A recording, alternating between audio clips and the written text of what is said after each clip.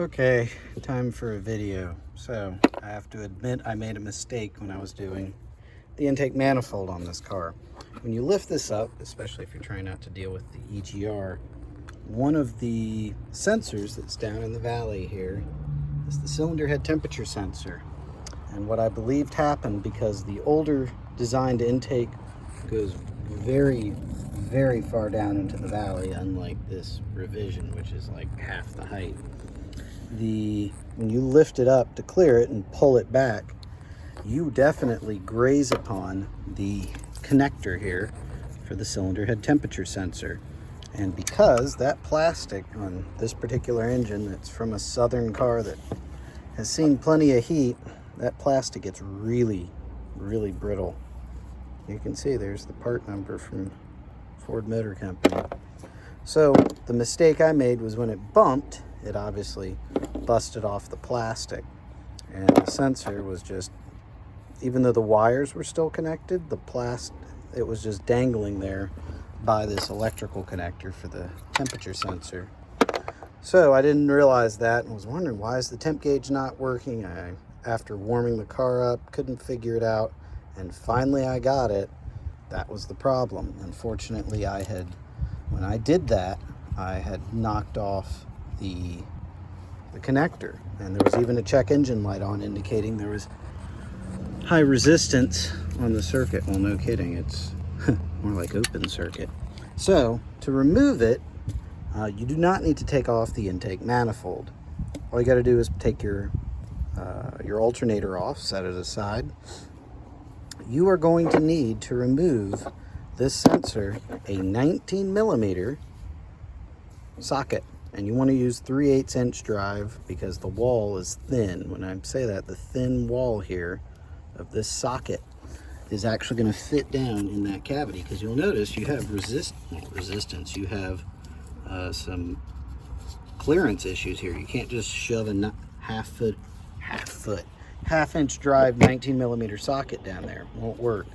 You need a 19 millimeter 3/8 inch drive, and this one actually, I don't happen to own it. The mechanic down the street was nice enough to loan it to me, so I don't have to go buy one right now at AutoZone for a rip-off price. The replacement sensor, I just ended up having to go to Standard Motor Parts and O'Reilly's. There's the part number TX91. This sensor is made in Mexico, and the replacement sensor, as you can see, is already installed. Once you get the old one out, because the hex head again is 19 millimeter, you don't have to really clean anything. You can take the new sensor and pretty much get it 3/4 of the way down, because you'll notice the threads here, they don't have any increase in diameter across them. They're pretty much the same. It's just once you get to the point that you're kind of bottoming out, you're not going to be able to do anything. So that's where you take and use the socket. Now, to get it down into this cavity here, you'll end up putting this socket over top, but you're gonna have to wiggle it around and kind of feel, because you don't want to break the plastic, because what you're trying to do is get the head of this connector up inside the cavity of that socket, and you want to get it over the bottom of the hex head. Now, a standard ratchet is not going to fit very well in here. You can't put both of them on at the same time because you don't have enough clearance to get it around here. One of the things I purchased at Harbor Freight, which has been a godsend, is this 3/8 1/4 inch drive flex head reversible ratchet with long head. And wouldn't you believe it, this thin head fits beautifully in here. Of course, I've been tinkering with this.